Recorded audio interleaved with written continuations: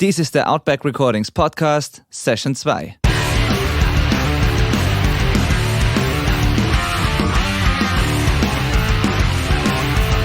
Willkommen zum Outback Recordings Podcast, der Show für die Punkrock- und Hardcore-Community.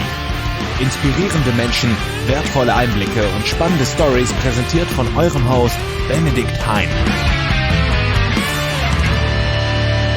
Hello and welcome to the Outback Recordings Podcast, the show where we get to pick the brains of inspiring people within the punk rock and hardcore community. I'm your host, Benedikt Hain, and as you've probably already noticed, this episode will be in English because our guest today is from the United States, from Seattle, Washington, and he's a punk rock vocalist for the bands Trial, Between Earth and Sky, and Bystander. He's also a speaker, humanitarian, a writer, a coach, an award-winning film producer, and just one of the most humble and inspiring persons that I've ever had the pleasure to hang out with. I can't describe how excited I am about this episode, so without further ado, let's welcome Greg Bennick. Hey, how are you, Greg? I'm doing well. Thank you so much. I appreciate this. And what's funny is that you say the episode will be in English because our guest is from the United States, but that could easily be translated into the episode is in English because no one from the country where this person is from speaks more than one language, unlike the geniuses throughout Europe who speak at least two, if not three or four. So I just want to acknowledge the fact that everyone in my country is a fool, and I wish we all spoke more languages and were brilliant like you are. So I'll work on my German for the next time we have an interview. So sorry for that. That's not how it was intended. But yeah. No. I'm joking. I'm joking. Meaning Greg, that I know. I think it's so funny every time I'm in Europe and everyone is bilingual. It's so brilliant. I think your brains are so much more advanced than people in the United States. We're really focused on eating and relaxing and watching TV. That's really what we've put our mental power into over the last few centuries. So congratulations on what you've done differently. Thanks a lot. I appreciate it. So, well, first of all, thank you so much for taking the time to do this. It's really awesome for me to talk to you because the music you've made and your bands have been and are until this day such a huge inspiration for me. And the music that I do, and it's awesome to get to know you and talk to you. I mean, we've already got to know each other, but yeah, this is just, every time it's amazing. Yeah, thanks. Oh, I'm so glad. I appreciate it. Absolutely. No, this is great too for me because, we just recently did this event together at Jungen Cafe in Zwiesel, and it was inspiring and wonderful and fun and political and motivational and all these different things, not just from me to the audience, but from the audience to me as well. So we got to share in that experience. So this is great to be able to have a chat today. Yeah, cool. Thank you. So let's start with some music and band talk. What have you been up to lately? I know you're in a new band. It's called Bystander. And I know you've been working on a new record, which is going to be released very soon. That's right. So what can you tell us about that? Well, Bystander is a group of individuals from around the United States who are playing together in a hardcore band. And our record, our 7-inch, is going to be released on Goodwill Records in Europe. Pre-orders are up for that. I think it's goodwillrecords.net if I'm not mistaken, but you might want to check .com just to be safe. Look for Bystander, and that record will be out in September on Goodwill Records. In the United States, it'll be out on Safe Inside Records, and you could check Instagram for both of those labels. I think T-shirt pre-orders went up today in Europe too. But Bystander is very different than the other bands that I've done and am doing. I've sung for many years in the band Trial. We have a show coming up this Saturday at the New Age Records 30th Anniversary Fest in Garden Grove, California. And Trial is a very political band with a focus on the individual's responsibility in politics and life. Bystander is very different in that Bystander is really about our responsibility in the scene and to one another as best we can, and to our personal engagement in the music community. And that's very different than Between Earth and Sky. And Between Earth and Sky, the lyrics are more psychological almost, and what's the role of us in life. So Bystander is a bit more lighthearted ultimately than the others. It's less heavy and less intense. It's rooted in traditions from bands like Judge and Youth of Today and Chain of Strength, things like that. And we're kind of following in those traditions and just having fun and playing music together. And it's been really great so far. We've only been a band for half a year at this point. Oh, so that sounds awesome. So you're pretty productive because, I mean, only been a band for half a year and already got the record done and the music video done. And so this is going pretty fast, right? We are insanely productive. When we get together, like last time we got together right before I went to Europe, there was a span of 4 days. We recorded a 7 seconds cover for a 7 seconds tribute album. And then we did backup vocals for a number of different Bystander new songs. We recorded the music video. This is all in the span of 4 days. We're insane.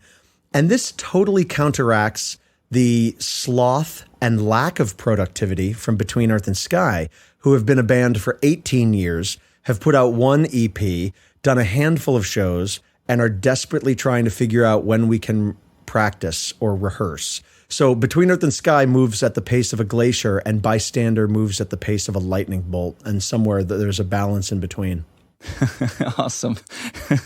I love the fact that it's actually been 18 years for Between Earth and Sky. That's crazy. Like, I mean, I didn't get to know you 18 years ago. It was later for me, but it's amazing that you've done one record in 18 years, but still didn't break up. I mean, you're still active, right? We are committed. The members of Between Earth and Sky made a commitment that we will never break up pending the death of one of the members, meaning that if somebody in the band dies or if we all die, the band will break up.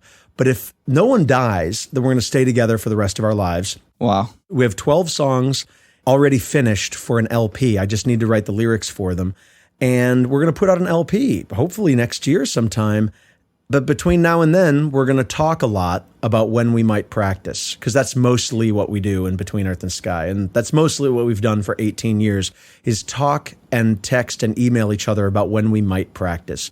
If you want an example of how a band can move more slowly than Between Earth and Sky, you're simply not going to find it. Unless the band doesn't exist yet. That band moves more slowly than we do. But Bystander is like moving at insanely fast rates of speed. We get excited about what we're doing, and we're just all really amped and really excited to do as much as we can. Wow, that's awesome.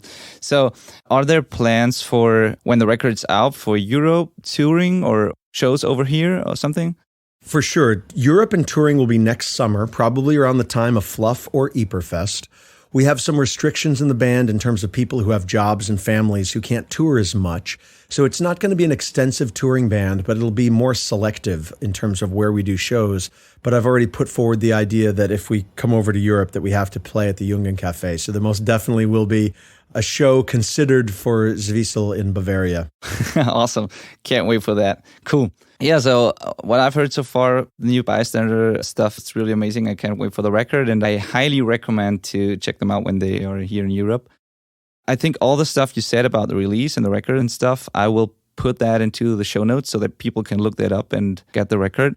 So then, is Trial still active? Are you still doing stuff? Are you still playing shows? We haven't played a show since 2015 when we played at Ypperfest in Belgium. But we're playing the show at New Age Fest, and we're considering other shows too. The problem is that we don't have a full-time drummer, and we haven't in a long time. We, of course, love playing with Alexi Rodriguez, who plays in Catharsis and has played in Trial in the past and played on our album, Are These Our Lives? Alexi's a genius. He lives in Boston now, so it's a little hard to coordinate. But if we get into situations where it's financially viable for us to fly in Alexi for a show or shows, then I think we're at a point where we'd consider doing it, because we all have fun playing. We're not a solidly active band, meaning we're not doing shows and tours regularly, but we certainly would consider playing. And I know that there's been talk amongst us about playing additional shows. I guess it really is all going to come down to whether or not we can get Alexi on board to play in terms of flying him in, because then we'd be in great shape. Alexi's an incredible drummer and a good friend, so we'd love to play with him. Yeah, I've seen him play with you at Fluff Fest. I think it was 2009, was it? Or was it later? 2009, I think, was probably the year that we played the sort of, dare I say, legendary show, meaning the one that people still talk about from Fluff Fest was 2009. That was just one of these nights where everything came together and all of Europe was standing on stage, and it was just a really incredible experience. I just loved it so much. Yeah. That's all you have to say about this. This was really, this can't be described any better. Like, it was amazing. This was like a dream come true for me to see you play. And it was an unforgettable show, unforgettable night, for sure. For sure. It was just crazy. Yeah. And, Europe has always been great, in my opinion. And I think that, I judge shows very differently than other people sometimes, meaning that for me, sure, it's great to play a show like Burning Fight, where there's 1,300 people and everyone's going crazy, or a show like that night at Fluff Fest, where there was thousands of people. But I love shows when they're just a handful of people too, and people are just sincere, or even just checking us out for the first time. Maybe they don't know anything about Trial, but you can see in their eyes that they're intrigued and interested about what we're doing, and they want to know more, or at least want to pay attention in the moment. Those shows inspire me just as much. And our tour a few years ago, last time around, with By the Grace of God in Europe, was like that. Many of the shows were much smaller, but it didn't matter to me because the people who were coming were inspired and excited and interested. And that's what always meant the most to me. Absolutely. So speaking of Trial, like, your record, Are These Our Lives, is one of the most important and influential records, at least for me. I think it is in general, but at least for me, definitely one of the most important and influential hardcore and punk records of all time. And I've always wondered, what were the things that inspired and influenced you when you made that record, when you wrote those songs? What were the things that were inspiring to you at the time? What were you thinking of, or what led to this record? There was quite a bit. A few things in particular. I had read some books which were very inspiring to me at the time.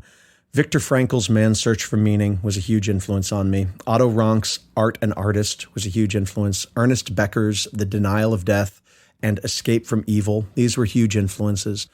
I was inspired at the time by music that I was hearing. I mean, some incredible hardcore records had come out. Hatebreed's Satisfaction is the Death of Desire.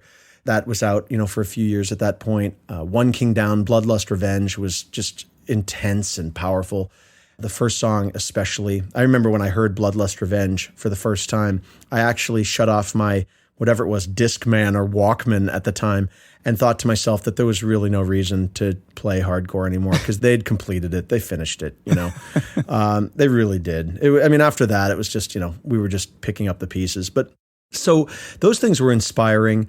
And, I was also inspired, quite deeply by my friends who were putting out incredible records. Catharsis was putting out incredible records at the time, and they were really pushing the envelope. And what I was thinking when we were working on the songs was, if we could hit some marks musically that were really strong, maybe I could hit some marks lyrically that were strong. And we had some major lineup changes, and Tim ended up writing the album essentially himself. And we had rehearsed some scraps of some of the songs previously, if I remember correctly. And then Tim basically had to finish the album himself. And it was funny, when he came to me at the end of this sort of half a year that he'd been working on songs, and he said, "I have a song to play for you." And I said, "Okay." And he played me what later became Reflections. And he got to the beginning part, and for those who don't know the song, there is hi-hats and then a riff, and then this main riff comes in. But there's a moment at the beginning of the song where it's just this chugged chord, dun, dun, dun, dun, dun, dun, dun, dun. And I heard that, and I remember saying to him, this is terrible. This is not good. This is like, it's like Earth Crisis Firestorm, and Earth Crisis was more interesting because they had two notes, dun, dun, dun, dun, dun, dun, dun, dun. And all we had was one note, dun, dun, dun, dun, dun. I'm like, "Tim, this is not good." And he was like, dude, no, this is good. Trust me, this is good, dude. And he convinced me that it was good. And I went away and wrote lyrics. And as it turns out, the song has an enduring history to it, and people still connect to it really strongly. And he was right. So ever since then, anytime he shares a musical opinion, or basically any opinion, there's a part of my brain that defaults to his wisdom, because he was definitely dead on right when it came to Reflections. So cool.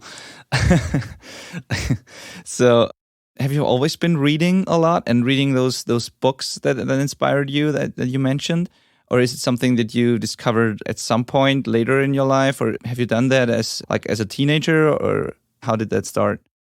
I go through spurts with it, really, meaning that I go through times of my life where I'm reading more and really diving into ideas, and then times when I zone out like a zombie and I don't think about much. So like right now, I've got so many books that I'm in the process of diving into or reading. And about a year ago, I was in the midst of reading a bunch of books as well. And there are just times where I go through more reading, and then there's times where I go through more movie watching. But that was a time most definitely where I was trying to absorb everything I could. And no, I'm not actually an avid, active, constant reader like some people. I mean, I have friends who read 50 books a year. That's definitely not me. I would love to get to that point. I would love to read, 15 books a year, and not often is that the case. But right now I'm doing more reading, and I think it's partially because I'm working on a biography of cultural anthropologist Ernest Becker, who I mentioned earlier, and that's going to require me to be about 50 times smarter than I am. So I'm diving into more reading now. Yeah, I can imagine that's a huge task at hand. For sure. Right there. Yeah. So then this biography, or Ernest Becker in general, you mentioned The Denial of Death. I think that's the work that most people know. It was the inspiration for the film Flight from Death, right? Mm-hmm. Yep. And how did you happen to get to write this biography? Has it to do with the movie that you made, or? In part, what happened was Flight from Death is a documentary that was produced in the early 2000s that did really well at film festivals. And it was produced in partnership between Transcendental Media in California and a director named Patrick Shen and me. And my role was producer-writer on the film. And it did really well at film festivals. And then after the film was out, I've continued over the years to show the film all over the place. I've shown it all across Russia and all over Europe and all over the United States and Canada. And I think that caught the attention of people who needed this biography written, because I speak a different language than most traditional academics. And what I mean by that is that I'm not just somebody who is well-read in academia and speaks to other academics about ideas, but I speak to young people, and I speak to punk rock people, and I speak to progressive people. And I think that appealed to the people who were interested in having this book written, so that the biography didn't come out to be too stale or too dry. So that's part of the challenge of writing the biography, is figuring out a way to write it in a way that's accessible to people regardless of their academic background. My thought is, if I write an academic book, 12 people are going to read it. But if I write a book that's accessible to a larger, wider audience, then far more people will read it. Of course. And can you break down, just in short, what The Denial of Death and The Flight from Death, what that's actually about, or what fascinated you about Ernest Becker and his work? Yeah, Becker looked at what motivated people to do what they do. He was very deeply inspired by thinkers from a wide variety of disciplines. He didn't pigeonhole himself into one discipline. He didn't call himself a sociologist. He didn't call himself an anthropologist. He was sort of a mix of all different things. And he felt that human behavior and human existence could be learned from and learned about by examining its influences across a wide variety of disciplines. So one thing that influenced and inspired Becker quite deeply was Sigmund Freud, who suggested that sex is at the root of human behavior and sexual drives are at the root of human behavior. Becker said, you know what? You've got it right that there's a central root to human behavior, but Becker felt that it wasn't sex or the drive for sexuality, but rather how we respond to the anxiety around our own mortality, the fact that we're going to die. So Becker explored that. What is the fact that we are temporary creatures in a world that we want to expand into permanently, exponentially, spiritually? We are temporary creatures in that world. What does that do to us psychologically? What does it do to me to know that I can imagine the infinite and yet am limited by a body that's going to die and rot in the earth? Becker explored the psychology of that. It was fascinating. He did it on a personal level in The Denial of Death and on a more cultural level in Escape from Evil. And when we were making Flight from Death, we realized that it would be very important to consolidate Becker's work into something people could watch in 90 minutes and understand, rather than have to read these really heavy books that he had written. So that's what inspired me about Becker, was just he was taking a new approach to looking at the world and looking at human existence and trying to figure out why human beings behave the way they do cross-culturally, not just in the United States, not just in Europe, but around the world. He was really looking from an anthropological perspective around the world at these things. And since Becker died, and he died in 1974, there have been experimental social psychologists who have done a lot of work with his ideas and determined that he was onto something, and that the way that we transfer our anxiety onto others or onto other people or onto situations, that has a lot of validity. So it's been pretty fascinating to watch the work of terror management theory, as they're called, social psychologists, and the work that they do to see how they've validated Ernest Becker's work over the years. So what I'm doing with the biography project is trying to determine who this man was who came to these determinations. How and why did Ernest Becker, of all people, write this book of such significance? And it's been a wild process so far, really fascinating, and I'm learning quite a bit about the man himself and his ideas. Yeah, that's really awesome. I think after you've explained that and after the conversations that I've had with you, I can't think of a better person to write that biography, because you're really into this, and I can hear the excitement and the fascination that you have when you talk about this. So that's amazing. I hope you also hear the extreme lack of confidence which comes from writing one's first book. I hope that comes through as well, because if I gave the impression that I was a nonstop total badass, we'd be off the mark by 50%. And oftentimes people ask me, where do you get your motivation? You do so much, you do so many projects, you get so much done. It's like, yes, that's true. But the other half of the time, I'm wondering, what the hell am I doing? And that's where the motivation comes from. So I hope my extreme anxiety over writing something longer than a Facebook post is coming through in my response to you, because that's part of it too. It actually didn't before you mentioned it, because that was that was something I was about to ask you as well, actually, because I remember when you were in Zwiesel and did your spoken word set, that somebody from the audience asked you exactly this question, like, how do you get all of this done, all of the stuff that you do? Where do you find your motivation, and how do you deal with fear, self-doubt, and the limiting beliefs and all this? And I remember your answer to this, but could you maybe just answer it again for our listeners? Because it was pretty cool. I'm happy to. I mean, the thing is that, yes, I get a lot done. And yes, I do things that a lot of people don't do. And I don't mean like I'm an Olympic pole vaulter, or I run a marathon, or I fight a lion with my bare hands, or I cure AIDS. I get a lot done in the creative and social realms. I get a lot done. That's true. But, part of the way that I get a lot done is by walking into a state of not knowing what I'm doing and then doing it anyway. And I often think about Indiana Jones and the Raiders of the Lost Ark movie, where Indiana Jones, our hero, and if listeners haven't seen Raiders of the Lost Ark, it's essential. Turn the podcast off, go watch the movie, and then come back. We'll wait. But Indiana Jones is amazing in that there's a moment where our hero is going to go after the Ark of the Covenant. He's going to chase after it.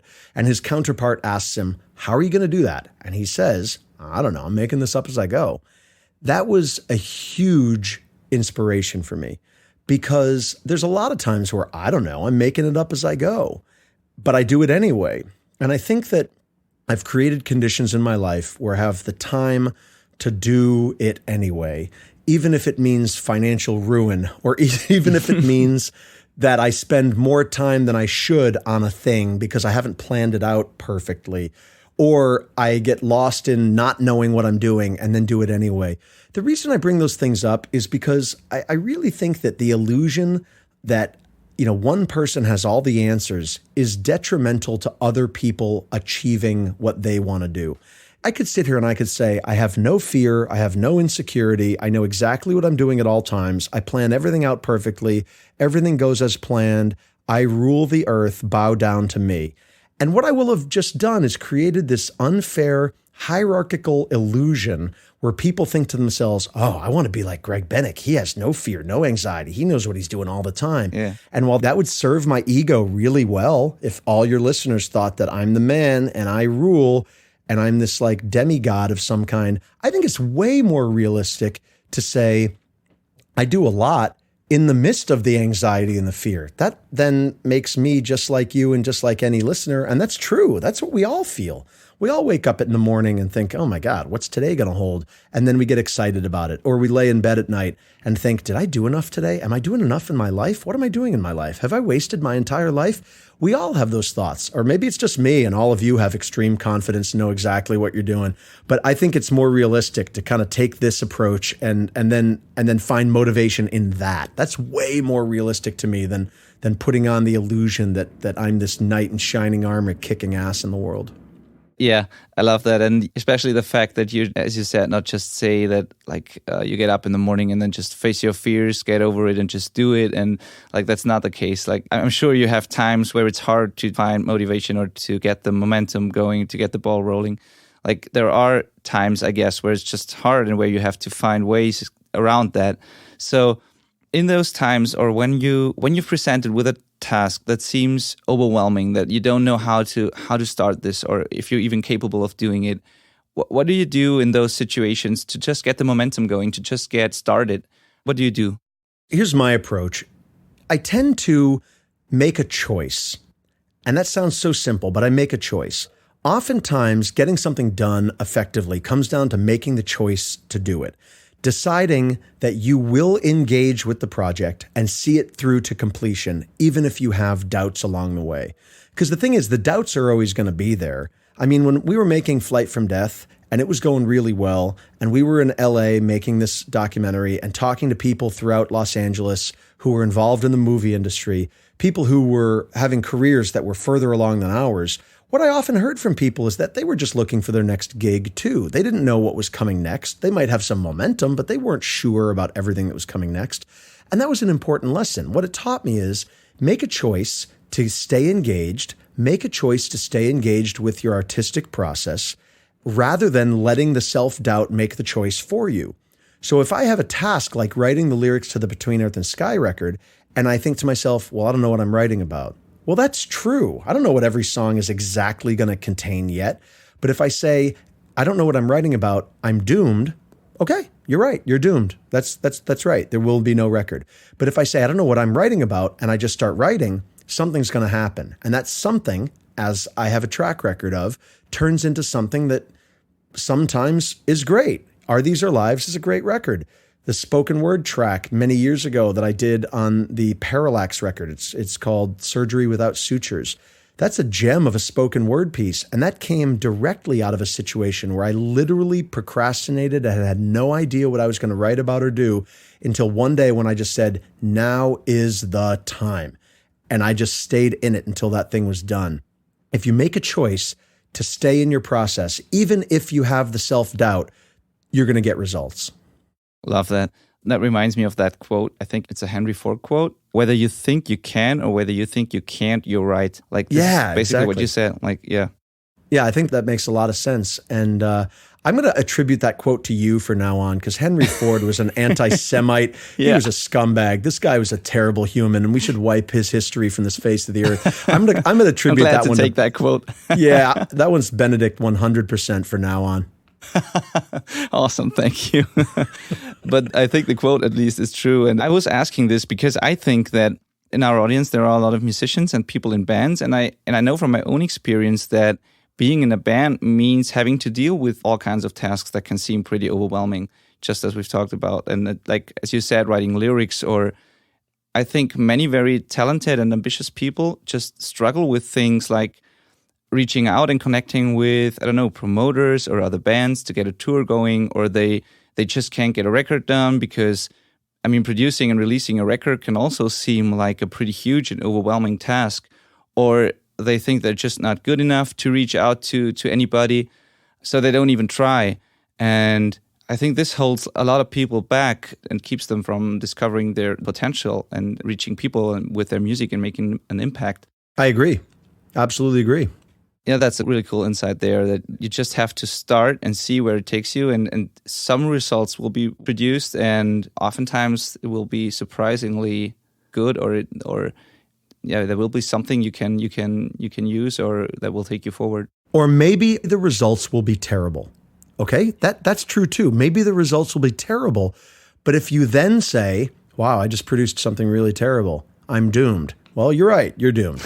But if you say, okay, I produced something really terrible, I can grow and go with this, then you're going to produce something better next time. I think that the human condition is a condition of being unsure.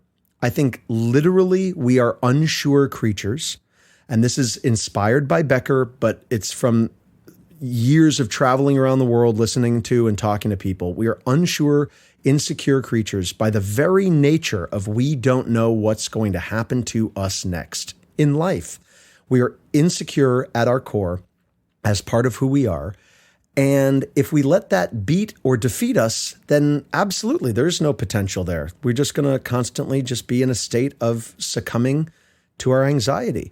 I think that what's important is that we fight back a little bit against that human nature, because another part of human nature, aside from insecurity, is determination and the desire to transform the world around us. We are meaning-hungry creatures. We are desperate to create meaning in the world, and we do that by having the world reflect our inner values. And we have the capacity to make the world be that reflection. We have the ability to imagine a world that doesn't exist yet and then make that world exist. That's in us too at our core. The desire to transform our space to make it more safe. The desire to transform our community to make it more vibrant. And I think it's important. I think it's really, really important for people to remember that side of ourselves too. So if you start to make something and it doesn't work out, remember that that new condition of you sitting with this piece of garbage that didn't work out can inspire you to create something much better. It's up to you to tap into one side or the other of your inner workings and then motivate yourself through time and space. The world isn't going to do it for you. Yeah, that's true as well.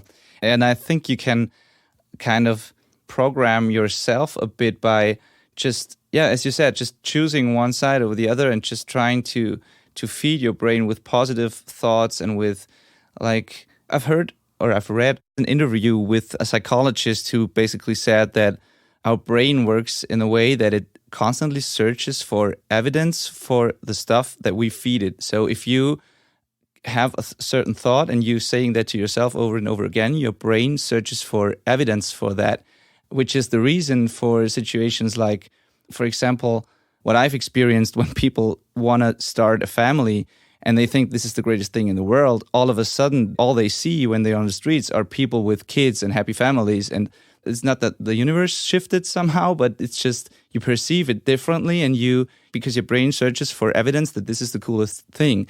And if you think negative about stuff and you think you're not good enough, you're not experienced enough, how can I even start this? I can't do this. Then I think your brain searches for evidence for that as well, and you will find it, and it will get even harder to get started. So I think making this conscious decision and choosing one side here can make a huge difference, and maybe it takes some practice as well. Yeah, absolutely. That's great. I think that sounds right to me. That's very cool. Absolutely. Yeah.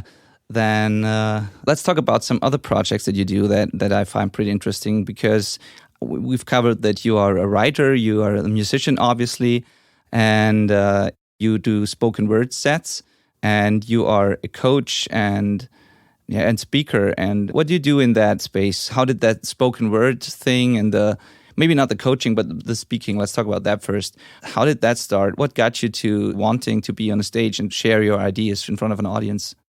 For sure. I was always sharing ideas in front of audiences when Trial was playing. Yeah, of course. And when Trial started playing less frequently, I thought that I wanted to try to share the same passion and concepts behind that passion with audiences, even without a band. It's amazing to have a band with you when you're sharing ideas. And I'm incredibly happy when I'm in the rehearsal room or on stage and Tim and Roger and EJ and Alexi, if he's playing with us. This week, Jason Shrout is playing drums with us, are with me with Trial, for example. Because then it's not just words, it's words and music, and it's their energy and mine, and it's all combined. It's great. But if I don't have that, I thought, I wonder if it's possible to share passion the same way with just words. And I remember sometime in the early 2000s, there was a Catharsis show at University of Connecticut that I attended. And I spoke before Catharsis played. And it was really energized and really passionate. And I remember having a long conversation with Brian from Catharsis afterwards about the potential for just speaking to happen at hardcore shows. And I didn't know of anybody who was doing that. And I thought, why don't I try that? And I ended up trying a mini tour, and it was in some ways a disaster and in some ways a huge success. And then I put it on the back burner for quite a long time until about 4 or 5 years ago when I was sitting at drinking tea with a friend of mine who's a promoter, or rather a tour booker. And I just forced myself to say to him, would you be willing to book a tour for me sometime, or try to book a tour for me for spoken word? And he said, I could send an email out to promoters and try. He sent an email out to, I think, 100 promoters, and like 85 of them wrote back and said, yeah, I'd try to book Greg for that. That sounds cool. And it wasn't like, yes, this is going to change my life and my scene, and we're going to make so much money. It was more like, yeah, I'll try that. Why not? That was enough for me. So we started booking tours for me. And when I started, I didn't know what I was doing. I mean, I literally had a table in front of me at Laughing Horse Books in Portland, Oregon. And there was an audience of maybe 20 people there, maybe 30. And the table was in front of me, between me and the audience. And on it, I had rested all my note cards on which I had written all of my stories and ideas to share with the audience. And I think more than just a space to rest the notes, the table served as a psychological barricade between me and the audience in case my spoken word performance was complete trash. If the audience revolted and attacked me, I'd at least have this table as a first line of defense as I escaped out the back door. But, the next night was better. The next night I didn't use notes at the Holland Project in Reno, Nevada. And then it went from there. It went well. And at this point, the event that you saw at the Union Cafe was 75 minutes, of course, no notes, right? It's gotten to the point now where, if somebody had said speak for another hour and a half, I've got that. I've got hours and hours and hours of stories and ideas to share. And it's going well in terms of combining the original goal, the passion, with ideas, with funny stories, with motivation, all in one presentation. So that's where it's at now. And I want to do more in Europe for sure. I'm definitely going to do Greece and the Balkans this coming year, and then come back to Europe in the middle of the summer again for sort of the fluff Yperfest time. But yeah, and then tour as much as I can, as often as I can. It's an incredible opportunity to share with audiences. Awesome. Where has it taken you so far? Which countries have you been at to speak? I've been all over Europe. I mean, there's been 20 some countries. I mean, all over Europe. And then I did a tour of Russia. As far as we know, the first ever spoken word tour of all of Russia. That was pretty remarkable and amazing, and at times scary, and at times incredibly educational, especially as somebody from the United States, because we grew up thinking that the Russians wanted to bomb us into oblivion every second. And I learned that the Russians grew up thinking we were going to do the same. And basically, both countries are packed with people who have spent generations thinking that the other was out to kill them, when actually that's not the case. So that was pretty inspiring.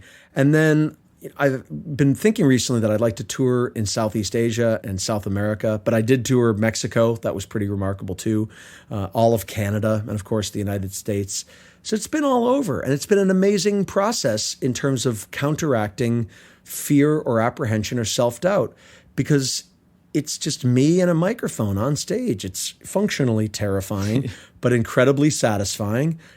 And I love it. And I don't ever want to stop, even though I always want to stop. I mean, there's always a part of me which thinks, wow, I can't believe I'm going to do this again. Why am I doing this? And then the second I'm in front of and sharing with an audience, I'm so excited and feel so comfortable with it. So it's a perfect example of how our psychology is our worst enemy and our greatest friend at the same time. And it's up to us to decide which voice is louder, the enemy or the friend. Yeah, it is. Yeah. I think you said it in Zwiesel, that there are studies that say that people are actually more afraid or terrified by the thought of speaking publicly than they are of death, like of their own death. Yeah. So, yeah, if I put a gun to your head and I say, you have a choice, you can either call your wife and your family and say goodbye, and then I'll blow your brains out, or you can stand in front of 100 people and give a presentation on your childhood, your life, and what means the most to you in the world. You'd be like, get the bullet ready. I'm going to say goodbye to my family right now. Like people say in studies that dying is less terrifying than public speaking. Spiders and snakes and other, crazy things, they come afterwards. But before that is fear of death, and before that is public speaking sometimes. And I think that fear of death and public speaking go sort of back to back. Like sometimes one wins and the other wins. And I'm sure that other things creep in. I mean, Donald Trump has got to be up there too. Like fear of him has got to be more than fear of death or public speaking at this point. Yeah. But I think that it's a big concern for people. They don't know what to do with themselves when you stand exposed in front of an audience. So it's very empowering to do that and to try it. That's where my coaching comes in, meaning I make part of my living as a coach for people, helping people overcome fear of public speaking and then improve their speaking technique. So, and I encounter people pretty regularly who are terrified about public speaking, to the point where I once handed a client of mine a microphone. I went to hand her a microphone, meaning I went to put a microphone in her hand so she could get used to holding a microphone because she had a speech coming up. And she recoiled, meaning jumped back from the microphone as if I was handing her a snake or something. She was terrified of it. And it is just very common for people to be afraid to share of themselves in front of live audiences. Yeah. So I don't know why that is, but it's just amazing. It's amazing and true all over the place. It truly is amazing. And I'm the same. Like, I'm not really terrified. I mean, in this case of recording the podcast, even then, it's not live. It's just you and me talking. But still, I got sweaty hands. I'm nervous. Like maybe I have to get yeah, really, it is. Maybe I have to get used to it because I'm just a few episodes in. I've recorded a few interviews so far. The podcast isn't even live at this point when we're recording this. So I'm just getting started. Maybe I have to get used to it. But still, every interview is like, I'm really getting nervous. It shouldn't be any different than just having a normal conversation. But somehow it is, because the thought that people are going to listen to this is just kind of terrifying. And I laugh a laugh of recognition. Yeah. Okay, so today I'm not nervous doing the podcast, but before I went out on stage at Eperfest, I was nervous. And, ultimately, the second I walked out on stage, I wasn't nervous anymore. And I would expect that the nerves that you had going into this are probably lessened now. Yeah. Meaning they're less now, now that we're creating this slice of podcast brilliance for your audiences to bask in and enjoy. I think that it's true that it's intimidating if you think that people are going to listen to you later. But what happens if they judge you? What if they think of you differently? What if they think the podcast is terrible? What if they make fun of you? Sure, you know what? Those things could be true. But realistically, Benedikt, the thing is, all of our friends could be making fun of us right now behind our backs. All of your friends and all of my friends could be on a group Skype call talking about what complete fools you and I both are. We don't know that. We're not nervous about that, but somehow when we share our ideas, we instantly assume, oh, that's what's going to happen. Everyone's going to make fun of us. It's just not true. That's you being your own enemy in your mind. It's what I was talking about before. Like, are you going to let that voice prevent you from doing the podcast, or are you going to do the podcast anyway? Will I prevent the voice which says, I don't know how to run a nonprofit in Haiti and be a humanitarian worker? Is that going to prevent me from doing that? Or am I going to do it anyway? And I think it's up to us to do it anyway. Yeah, it is. Yeah, that's cool. So you've already mentioned two other things. And by the way, thanks for the podcasting brilliance thing you just said, like that. I mean, it's not a quote as significant as your quote about whether you think you can or you can't, you're right. I mean, that's a quote for the ages, meaning that quote's going to survive forever. And people are going to quote you forever with that. But yeah, the podcast brilliance is a nice thing to say. It's no Benedikt quote, that's for sure. No. Thanks a lot. So you've already touched on two things that I want to ask you about, and this is your coaching stuff that you do. Mm-hmm. Have you been a coach first? When did you start this? Yeah, this came out of just people hearing me speak and wanting help and support with speaking. You were speaking publicly before you became a professional coach. Oh, absolutely. Yeah. Meaning I've been speaking publicly for forever. I mean, forever. But what happened was I started to encounter people who were interested in having me help them out with their presentations. There's a lot of individuals in the world, like we mentioned, who are terrified of speaking, yet who have to give presentations. So the idea was, could I help people like that and support them on those speaking journeys? And I started giving people, just advice, pointers, and tips as part of the way that I make a living in order to help them out in that regard when they had to give presentations. And I've coached a number of different people, and the coaching isn't always just about public speaking. Sometimes the coaching is about creative consulting, meaning people will come to me with ideas and want to figure out how to communicate those ideas better. And that's a large part of what I've done over the course of my life, is communicate ideas from the stage. So I help people with that, communicating ideas, consolidating their pitch, consolidating what they want to say, figuring out how to say it better. And I've helped in a number of different regards with people along those lines. So that's been an offshoot. That's the way to say that, English. An offshoot of the speaking. It didn't come before it. Okay, awesome. So I've looked at your website and I saw that, you have a brand new website, and I saw that you actually have quite a lot of different topics that you speak about. It's not just one theme that you do. And with the coaching, you as you said, you've helped all sorts of people, not just, obviously there are, I think, speakers or business people, leaders that you coach, but there are some, I think what I saw on the website, there's all kinds of topics and people that you help with that. So do you have a certain amount of fixed themes that you offer, or do you do personalized coaching and writing for people, speech writing and stuff like this? Yeah, it's all personalized, meaning I don't want to have a cookie cutter approach. Yeah. I also don't want to be completely vague and say, yeah, man, I can just help you. So what I do is I approach people as individuals with the purpose of the coaching being refine what you're saying, less words, more impact, and less anxiety, more confidence, and then help people with their determination and their passion and refining those things into the words that they use. So I've helped people with speech writing. That's true. I've helped entrepreneurs with TEDx speeches and with pitch, presentations that they're giving about their products. I've helped lawyers, and I've helped people from our community, punk rock and hardcore, with things that they want to say on stage as well.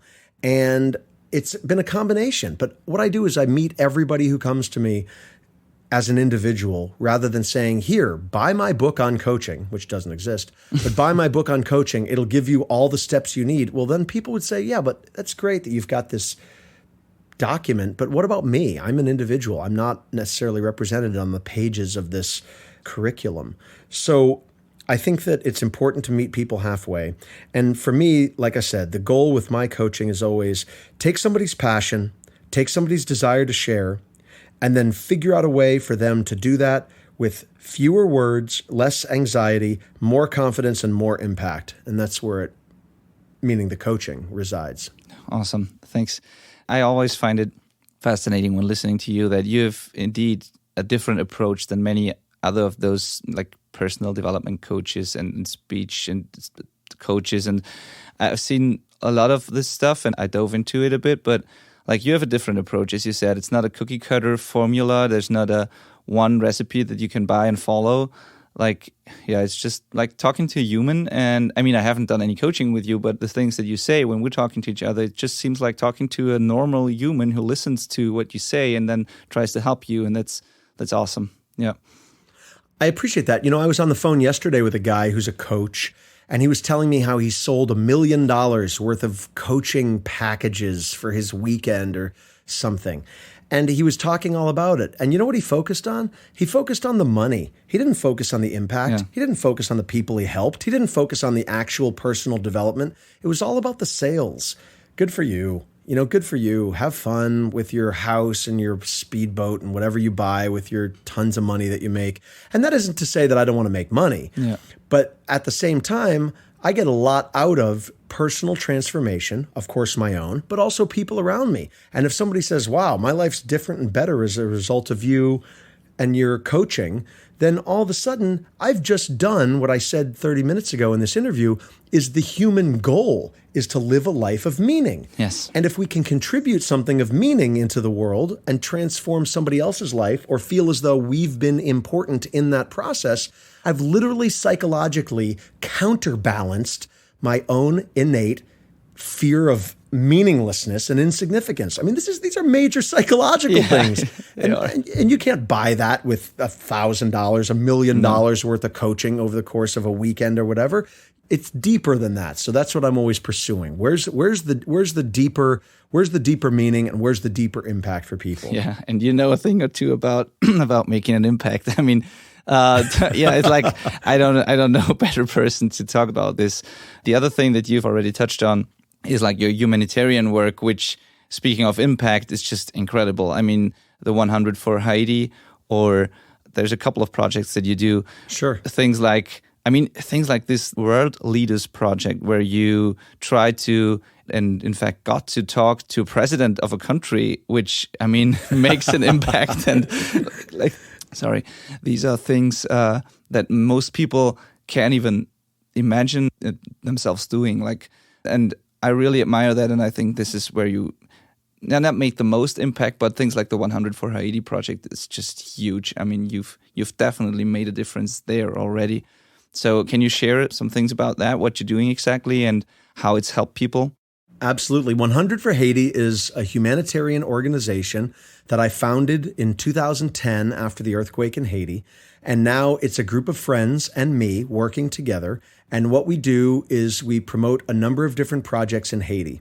We help fund an anti-sexual assault education initiative. We help feed hungry kids. We put roofs on houses. We help support clean water initiatives so that people don't get cholera. And we do that by doing as much as we can with the resources we can and the time that we have. And the reason I say it that way is because it's not a full-time job for all of us. At best, it's a part-time endeavor for most of us. And we do what we can, whenever we can, however we can with people and for people. And we're really effective in that regard. We don't pretend to do more than we have. And we don't say we're going to do a lot and then do a little. We do as much as possible. And we really impact people's lives in the areas that we work in Haiti. People can find out more about 100 for Haiti at 100fh.org, or that's 100forhaiti.org. And you can spell it out, ONEHUNDREDFORHAITI.org. And you can find out at that website about all the projects we have going on, and there's stories about the impact that we've had. I'll be going back to Haiti this fall and spending time down there. And it's always incredible to spend time in that country and see the impact of people who just do what they can when they can. And that doesn't mean just us and the core team. It means all the people who donate as well. Seeing the impact that all of that work does, it's pretty tremendous. Yeah, it is. I follow that all the time, and I saw the pictures of, like, you've posted some pictures and shared stories of individuals that directly profited from what you've done. So I've seen this one father who, I think you've put a metal roof on his house, and not only his house, which enables him and his family to sleep and live in a house where the rain doesn't come in. Like, stuff that's so trivial to us that we take for granted. Like, I mean, but for those people, it's just all the difference. It's all the difference. Yeah. And that man in particular said to me when I was in Haiti, he said, "Thank you for the roof," basically. And this is through an interpreter because he only spoke Creole. "Thank you for the roof. Now, when it rains, we don't have to stand in the corner to try and sleep." Wow. Can you imagine that? It's impossible to imagine. Yeah. But, we sit here on our, iPhones and computers and recording podcasts and whatnot, and we don't have a fear that the roof is going to leak or cave in. And these are people who are living just a very different life. So given the fact that I have resources, the number one resource being time, the second one being energy, the third being passion to support that energy and the time, to do something to help make a change, why not use it in that way rather than use it for strictly personal gain? So it's really helpful to have other people as well supporting that endeavor, not just, like I said, people supporting financially, but also volunteers and people who are advisors to 100 for Haiti, doing social media, those sorts of things. All of it helps so much. Yeah, awesome. And how did you even get started with this? Like within the punk rock and hardcore scene, there are many passionate people, and a big part of it is to kind of change the world for the better and to have an impact and do something great for others. If somebody thinks now, how would I start something like this? If I want to help, how do I go about this? How did you go about this? Where do you even start? I mean, this seems such a huge, impossible to do project again that I actually don't know where I would even start when I wanted to do something like this. Sure. The first thing to do is identify a need. And I say that very specifically because if you're going to write a book, you need a story or an idea or a concept or a moment of inspiration, something that you want to share about a character or a city or a situation. If you're going to, for example, create a film, a documentary, you need a story, you need an idea, something that you want to share. And if you want to create a humanitarian organization and help people, helping people is a great start. But find some need somewhere, somebody who is in need, and then think what you can do for them. And maybe even start small. Maybe if there's hungry people in your community, you decide you're going to feed 2 of them. That's a start.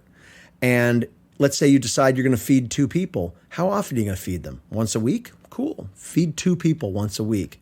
Maybe once you do that, you spread the word on social media, you let the local newspaper know, and then all of a sudden you ask for donations and maybe you can feed 10 people once a week. And things grow from there. But start with a need, and start with a need that you can achieve, and then just do the work. Make the choice. As I said earlier, it comes down to making a choice rather than succumbing and giving in to self-doubt. Make a choice to do the work. Start somewhere. So with 100 for Haiti, I had sailed to Haiti on a sailboat with some friends. We delivered medical supplies and food to people after the earthquake.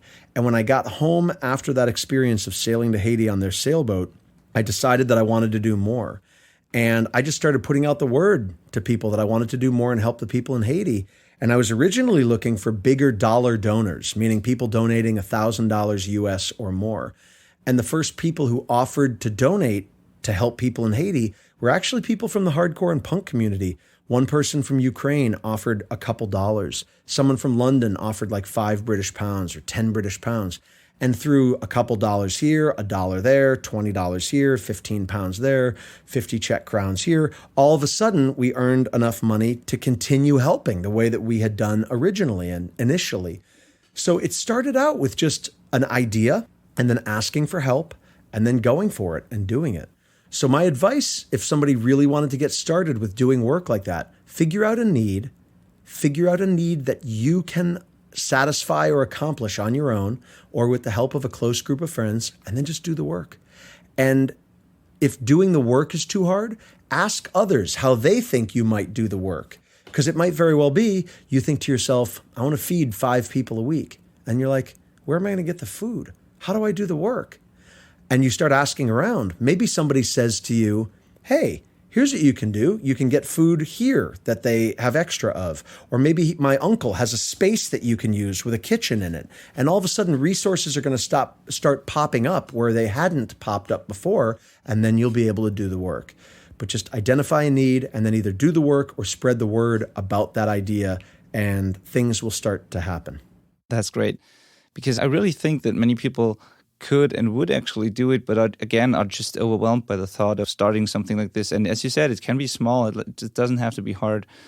It doesn't have to be big. Because the thing is, name one person who changed the entire world. Name one person. I mean, like an actual human being. I'm not talking about the Buddha or Jesus or any of these folks, but, really. I mean, Jesus influenced a lot of people, but, whatever. So my point is, name one person, an actual human being who changed the entire world. I mean, Bono has done a lot, and he forced his new band's album onto everybody's iPhone, and that was pretty influential. But even he didn't change the entire world. He's done a lot. My point is that we all think we have to change the entire world. We're not gonna. We're gonna come close to changing something for sure, or we will change something. But as long as we give up on the pressure that we have to change the entire world, then we actually might change somebody's world. And that to me sounds way better than having the inspiration to change the entire world and failing somewhere along the way, or failing before you even start because you can't imagine how your band is going to influence the world, let alone appear on every single iPhone when your new album is released or whatever it is. So, you don't have to be, some combination of Bono, the Pope, Justin Timberlake, and Jesus Christ. You can be you and just do what you can on some scale and see what happens from there. Yeah, that's so true. And I think that actually being in a band and writing meaningful lyrics, or trying to do so, and trying to touch people and have an impact on people at shows, and like this already changes the world a bit. Like this already has an impact. And if one or two people feel inspired by some lyrics and then start to do something, that's already making a difference. So, yeah. Absolutely. I mean, or doing a podcast, or listening to a podcast and sharing with people about the podcast. For example, listeners, if anything that Benedikt or I has said through the course of this podcast has been meaningful to you, share the podcast. Share it with your grandmother. Share it with somebody else. Translate it into your language. If you want to hear it in German, translate it so that there's a transcript in German. But share it, because maybe there's an idea in here that's going to be inspirational for someone else, and you can be the catalyst. You can be the means by which these ideas get shared. We're not going to reach the person that you know who isn't listening to the podcast, but maybe you can.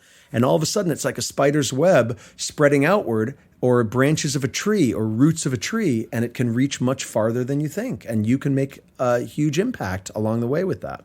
Wow, thanks for that. Cool. And speaking about one last thing that I wanted to ask you, speaking about making a difference through sharing ideas and being in a band and like writing lyrics and stuff, I remember watching a lyrics workshop that you gave at Fluff Fest a couple of years ago. I think it was 2012 or 13, something like this.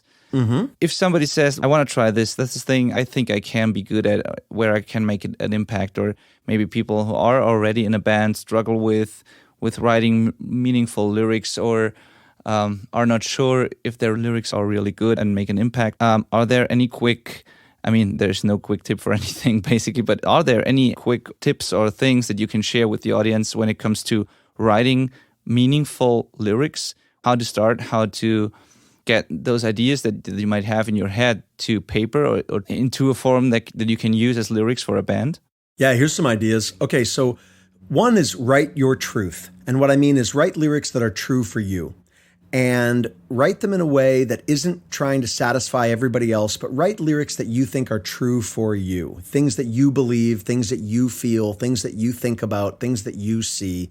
Because inevitably somebody is going to reflect on those lyrics and see something in them that they can relate to.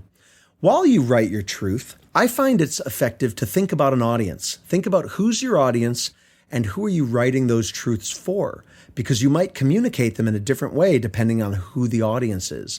So I always try to think about an audience, even if it's not the final audience that I'm going for. I try to think about an audience, and then I write my truth to that audience, almost like the way you're going to write a letter. You're not just going to start putting words on paper and at the end put the letter in the mail and send it to nobody.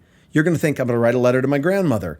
Hey, Grandma, today I did this, and you're going to write the truths of your day, and you're going to tell your grandmother about stage diving and hope that she joins you next time, or you're going to write her about professional wrestling and think that she should become a professional wrestler. Whatever it is, you're going to write your truths to that audience. So I think that that's a good approach. Another technique is something that my friend Sarah, who's a poet, said recently. Sarah told me, write details, and she's absolutely right in that. And what she meant is get specific with the details of what you're writing while you're writing. So it says a lot more, for example, to say, I took a light bulb and I crushed it in my bare hands and the splinters of the glass fell onto the ground, than it does to say, I was angry. Do you see what I'm getting at?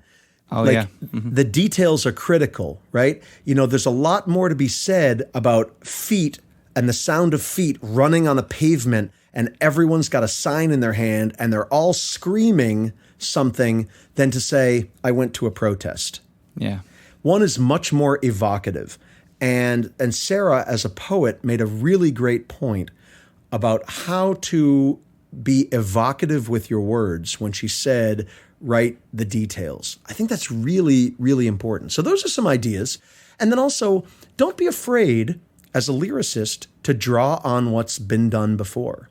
The chances of somebody as an artist, musician, lyricist, or poet to do something that's 100% uniquely original is very small. If you heard a band that was so unique lyrically that you didn't know even how to relate to them based on what you've heard before, I don't even know if you'd listen because I don't even know if you'd have a grounds for recognition.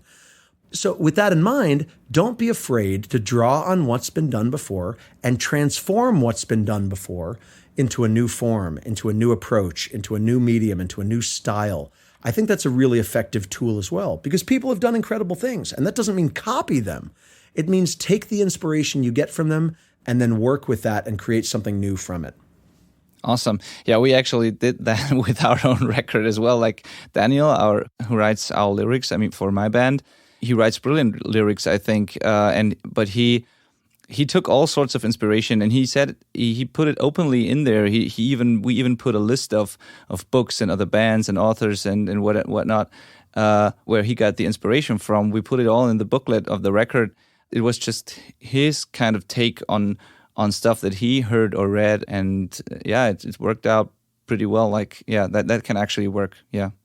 It absolutely can work. And I think that there's a historical precedent for that being the case, meaning I don't think that every artist throughout history has created entirely original works of art on their own accord and done so in a way that is completely unrecognizable to other artists. I think that people by and large draw inspiration from other people and do that in a way which is derivative. It is. It's like we derive our works of art from other works of art. We are inspired by other people. Goethe had a quote about that, if I'm not mistaken, where he said that something along the lines of, I am the sum total of all those who have come before me. The sum total of their work now bears Goethe's name. That's a terrible paraphrasing of a quote that I think is in fact attributed to him. That maybe someday will be attributed to you, Benedikt. But I think that I think as of now that Goethe's quote is about drawing inspiration from other people and recognizing that one's own work is derivative and having that be okay for him and for his legacy. So that's just something to think about. And again, don't plagiarize, meaning don't steal ideas directly from people, but use what exists as inspiration and create your own art.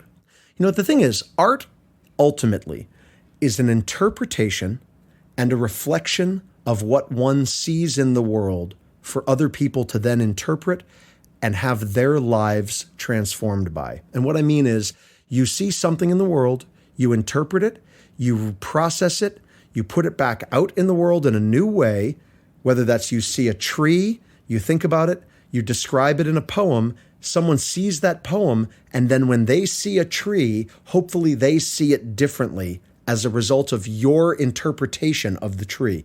That's the artistic process right there. That's what happens with the creation of art. And it requires that people at each point in that process interpret someone else's work. We don't live in a vacuum. I see a tree, I interpret it, I share it. You hear how I've interpreted it. You see then the tree differently. You think about my poem, my lyrics about the tree. You go out in the world and share it differently. Someone else sees what you've created and interprets the world differently as a result. It's like this artistic chain which keeps being pulled out, for people to follow, or an artistic river that you can wade through along the way. It's all based on each person's interpretation of someone else's work. We can't condemn ourselves for that. And in fact, we should celebrate it as long as we're not plagiarizing and copying other people outright. That's so inspiring. I think that will help me right away, right now when I try to write stuff and create new art. And I think it will be very, very helpful for many people. Good. I'm glad. The world needs more art and more artists and more creativity and more poets. And definitely. Bring it on. Yeah. So before I wrap it up, this has been great so far, by the way. Thank you so much for everything you've shared.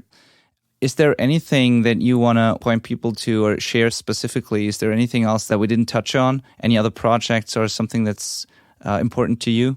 Well, I joked at the beginning of the podcast about how Between Earth and Sky hasn't done anything in 18 years, but we are going to do a record. So people should pay attention for Between Earth and Sky to emerge from the rock under which it's been hibernating forever, because we'll actually do something this year.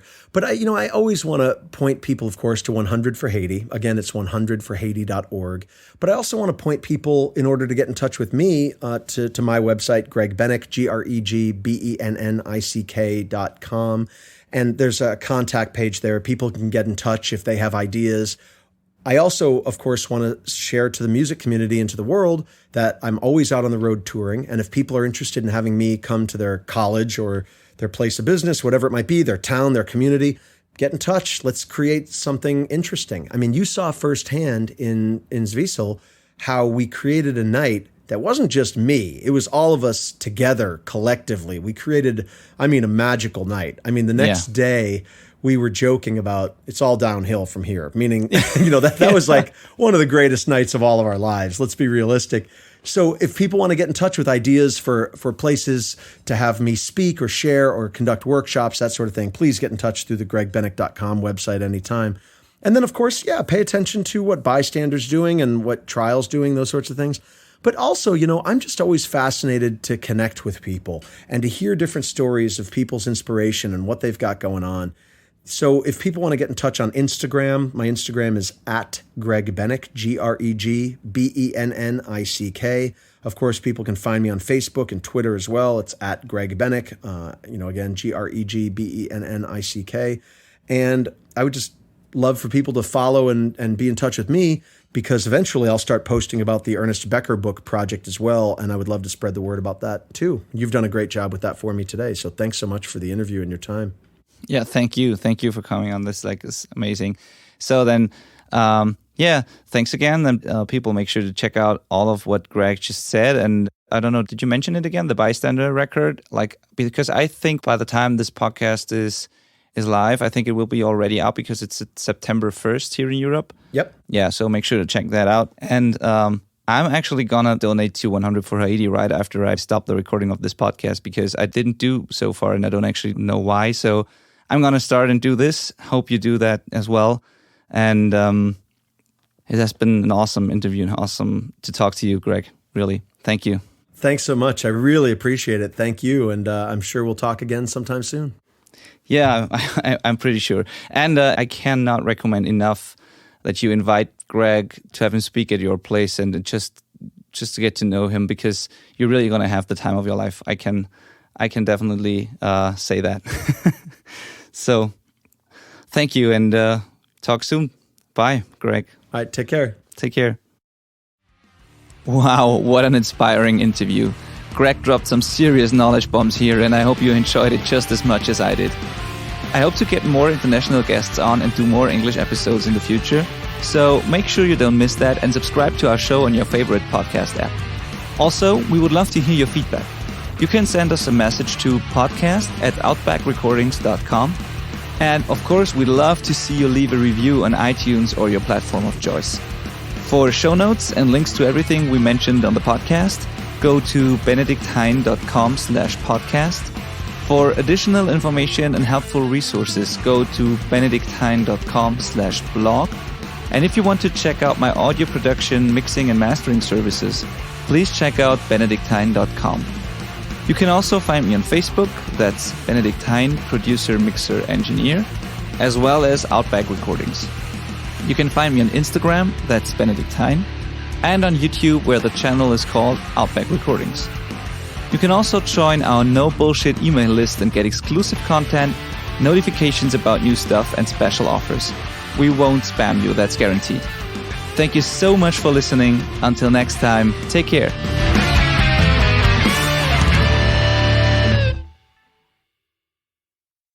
Mixer, engineer, as well as Outback Recordings. You can find me on Instagram, that's Benedikt Hain, and on YouTube, where the channel is called Outback Recordings. You can also join our no bullshit email list and get exclusive content, notifications about new stuff, and special offers. We won't spam you, that's guaranteed. Thank you so much for listening. Until next time, take care.